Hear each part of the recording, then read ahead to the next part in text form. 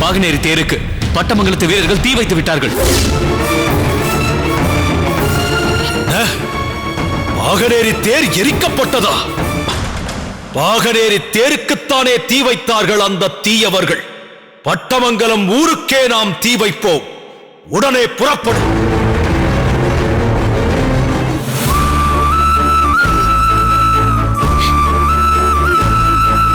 கல்யாணி, போரில் பட்டமங்கலம் தோல்வியுற்றாலும் பாகனேரி தோல்வியுற்றாலும் அதனால் பாதிக்கப்படுவது நீயாகத்தான் இருக்க முடியும். ஆனால் என்ன செய்வது? இப்படி ஒரு சூழ்நிலையை உருவாக்கியவளே நீதானே? உண்மைதான் அண்ணி. நான் மட்டுமன்று இரவு அவசரப்பட்டு வீட்டை விட்டு வெளியேறாமல் இருந்திருந்தால் இத்தகைய சங்கடங்கள் எதுவுமே நேர்ந்திருக்காது. உறங்கா புலியிடம் அகப்பட்டு போராடும் நிலைக்கு நான் ஆளாகி இருக்க மாட்டேன். அந்த கயவன் என் தாலியை பறித்து அதை அண்ணன் காண அனுப்பி வைத்த அவலம் நடந்திருக்காது.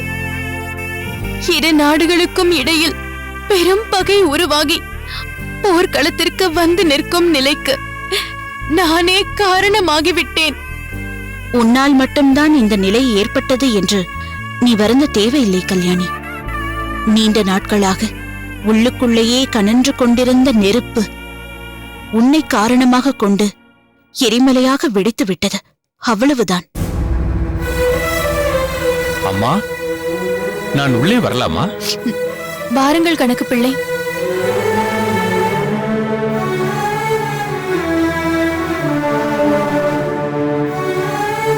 பட்டமங்கலம் அம்பலக்காரர் இந்த லிகிதத்தை உடனே உங்களிடம் ஒப்படைக்கச் சொல்லி ஒரு வீரனை அனுப்பியிருந்தார். அவன் இதை என்னிடம் ஒப்படைத்துவிட்டு அவசரமாக சென்று விட்டான்.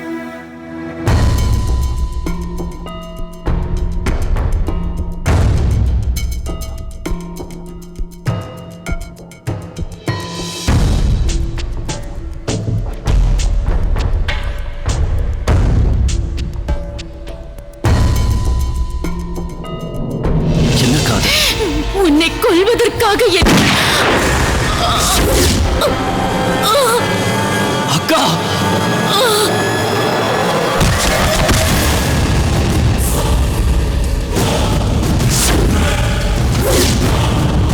வைரமுத்தா, உன்னை சதி செய்து கொல்ல வேண்டும் என்று நினைத்தேன். இன்றே கொன்று விடுகிறேன்.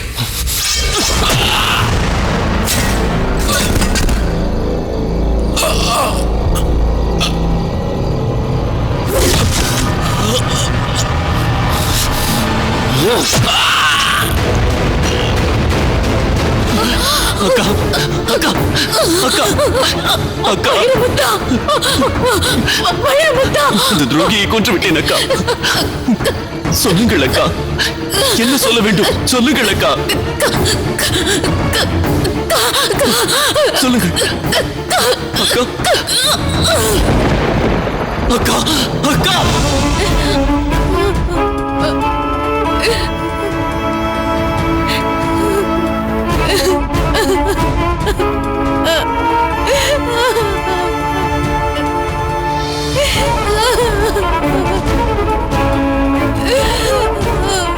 கல்யாணி, ஏன் அழுகிறாய்? கல்யாணி, என்னவாயிற்று? அந்த லிகிதத்தில் அப்படி என்னதான் எழுதியிருக்கிறது? கொடு இப்படி.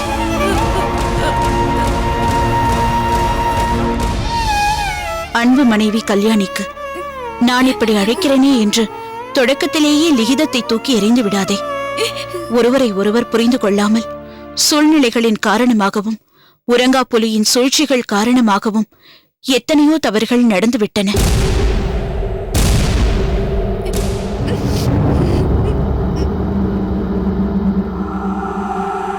பழிக்கு பழி வாங்கும் எண்ணத்தை விட்டுவிட்டு நம் வீட்டு படியை மிதித்த கல்யாணியை பாசத்தோடு நடத்து என்று எனக்கு பண்பாடு போதித்த அன்பு அக்காளை உறங்கா புலி என் கண்ணெதிரிலேயே கொன்று விட்டான்.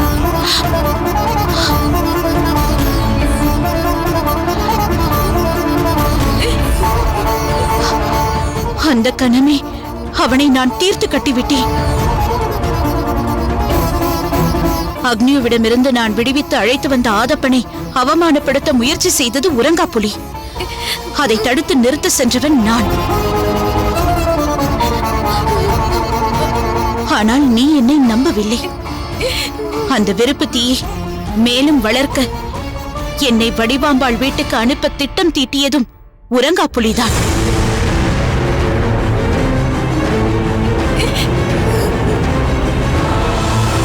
சூழ்நிலை என் நெஞ்சையும் நிலைக்குலைய செய்தது.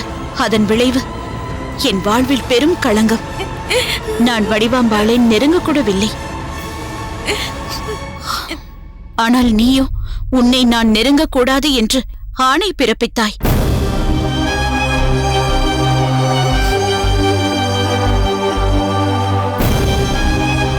அதுவும் சூழ்நிலைதான். பிறந்த வீட்டுக்கு போய் என்று இந்த பித்தன் உன்னை அனுப்பினேனே, துணைக்கு ஒரு எத்தனையும் சேர்த்து விட்டேன். அவன் பாழ் மண்டபத்தில் உன் வாழ்வையே பாழாக்க முனைந்தான் என்பதையும், நான் உனக்கு கட்டிய தாலியை 4 கால் பிராணியின் கழுத்தில் கட்டி அனுப்பினான் என்பதையும் என் அக்காள் வீரம்மாள் சொல்லித்தான் தெரிந்து கொண்டேன். நீ இந்த லிகிதத்தை படிக்கும்போது நான் போர்க்களத்தில் இருப்பேன். ஒருவேளை வீர மரணம் ஏதியும் இருக்கக்கூடும். கல்யாணி, நான் குருதி வழி பொட்டலில் வெற்றியை விரும்பவில்லை. விழுப்புண்ணுடன் கூடிய மரணத்தையே விரும்புகிறேன். ஏன் தெரியுமா? எனக்கென்று யாருமே இல்லையே. என்னை வளர்த்து ஆளாக்கிய என் அண்ணன் வல்லத்தரையாரை இழந்தேன். பாவி உறங்கா புலியின் பகை வளர்க்கும் சதியால் என்று வாஞ்சையுடன் என்னை போற்றி பாதுகாத்த சகோதரியையும் இழந்தேன். இதயபூர்வமாக நான் காதலித்த ஏந்தழையாள் என் கல்யாணியும் என் அருகில் இல்லை.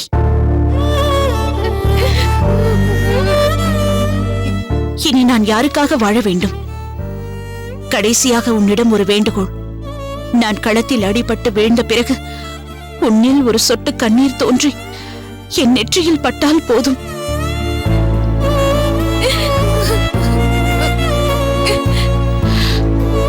அக்காவின் உடல் பத்திரப்படுத்தப்பட்ட சவப்பெட்டி எனது வீரர்களால் பாதுகாக்கப்படுகிறது.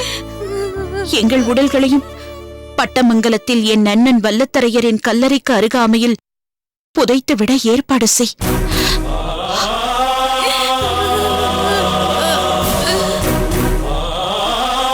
இதோ நீ ஏற்றுக்கொள்வதாக இருந்தால் என் கடைசி முத்தம், உன்னை மறவாத வைர முத்தம்.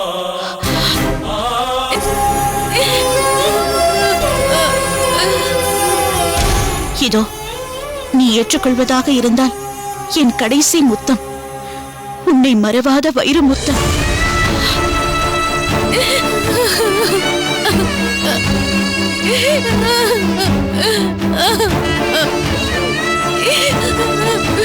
ஒரு பெண் பொறுமையில் பூமாதேவி போல் இருக்க வேண்டும் என்று சொல்வார்கள்.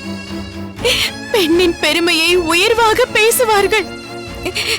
ஆனால் இந்த கல்யாணி தனது அவசர புத்தியினால் ஆத்திரப்பட்டு அறிவியலித்தனமான செயலை செய்துவிட்டேன்.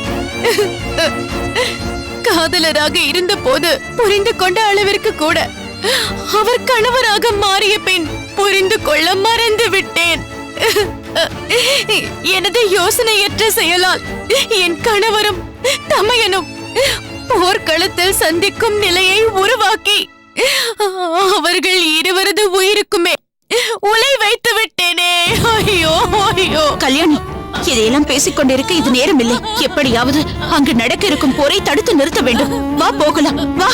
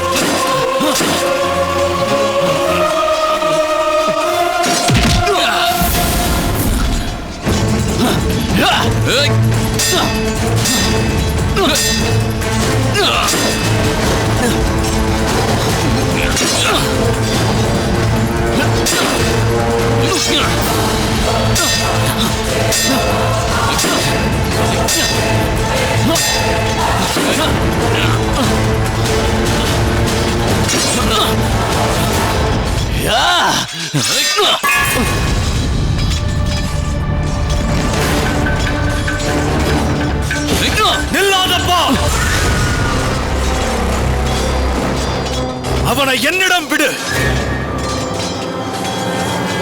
தங்கையின் வாழ்வை சீரழித்த இந்த தற்கனை நான் தான் என் கையால் தான் கொல்ல வேண்டும்.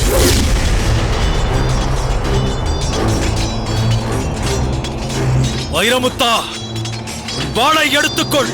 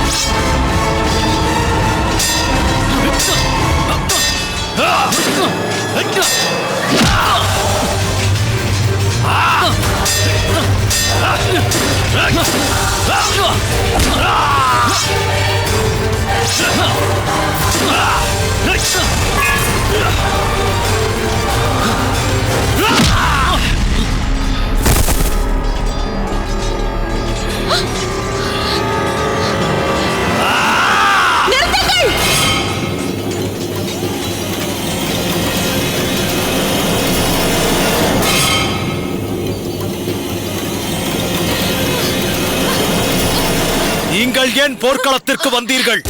போர் நடக்காமல் தடுப்பதற்காக. ஏன் போரை நிறுத்த வேண்டும்? நம் பாகனேறி தேரை எரித்து அவமதித்தவர்களை பழி வாங்க வேண்டாமா? நீங்கள் பட்டமங்கலத்து பிள்ளையார் சிலையை கவர்ந்து வந்ததற்கு பதிலாகத்தானே அவர்கள் அதை செய்தார்கள். உன் தாலியை பறித்துக் கொண்டு நடு இரவில் வெளியில் துரத்தியதால் தானே நான் இப்படி செய்ய நேர்ந்தது. கல்யாணி, இதையெல்லாம் இப்போது சொல்லிக் கொண்டிருக்க வேண்டிய அவசியமே இல்லை. முதலில் உன் கணவர் எழுதிய மடலை உன் அண்ணனிடம் கொடு. அவரே எல்லாவற்றையும் தெரிந்து கொள்ளட்டும். என்ன மடல்? இந்தாருங்கள்.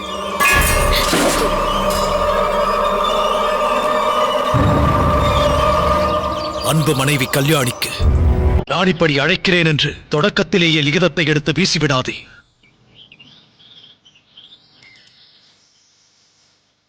ஒருவரை ஒருவர் புரிந்து கொள்ளாமல் சூழ்நிலையின் காரணமாக, உறங்கா புலியின் சூழ்ச்சியின் காரணமாக எத்தனையோ தவறுகள் நடந்துவிட்டன.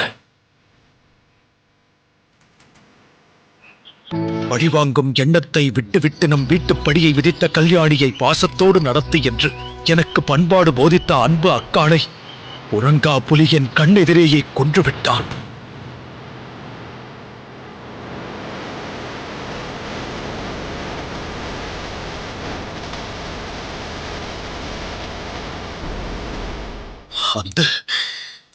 அந்த கணமே அந்த கயவனை நான் கொன்றுவிட்டேன்.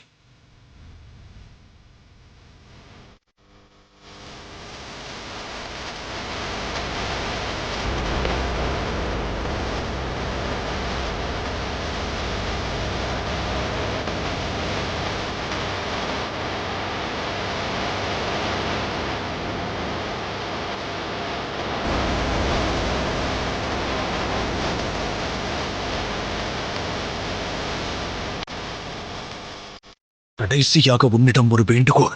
நான் களத்தில் அடிபட்டு விழுந்திருக்கும் போது ஒரு சொட்டு கண்ணீர் உன்னுள் தோன்றிய நெற்றியில் பட்டால் போதும்.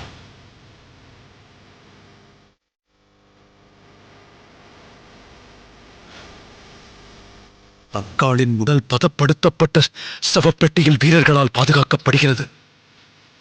எங்கள் உடல்களையும் பட்டமங்கலத்தில் அண்ணன் வல்லத்தரையனின் கல்லறைக்கு அருகிலேயே புதைத்துவிட ஏற்பாடு செய்யவும். இதோ நீ இதை ஏற்றுக்கொள்வதாயிருந்தால் என் கடைசி முத்தம்.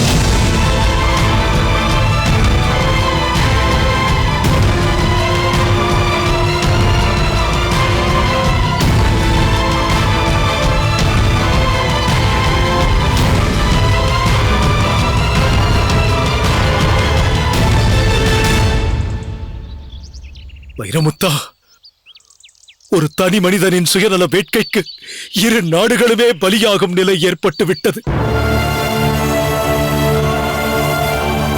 என் தங்கையின் வாழ்வை அழித்துவிட்டு உன்னையும் நீ அழித்துக் கொள்ள வேண்டிய நிலைமை ஏற்பட்டு விட்டது. நான் சற்று நிதானித்திருந்தால் இந்த நிலை ஏற்பட்டிருக்காது. அவர் சொல்ல வந்த உண்மைகளை நான் காது கொடுத்து கேட்டிருந்தால் எனக்கு உறங்கா புலியால் நேர இருந்த தீமைகள் நேர்ந்திருக்காது. எல்லாவற்றுக்கும் மேலாக எல்லோருடைய நன்மையையும் மனமாற விரும்பிய அன்பு சகோதரி வீரம்மாள் இப்படி மரணமடையும் நிலைமை உருவாகியிருக்காது. வைரமுத்தா, நீயும் கல்யாணியும் இணைந்து நலமோடு வாழ வேண்டும் என்று விரும்பினாளே உன் அக்காள் வீரம்மாள், அவர் செய்த உயிர் தியாகத்திற்கு நாம் செய்ய வேண்டிய அஞ்சலி என்ன தெரியுமா? நீயும் கல்யாணியும் மறுபடி இணைந்து வாழ வேண்டும்.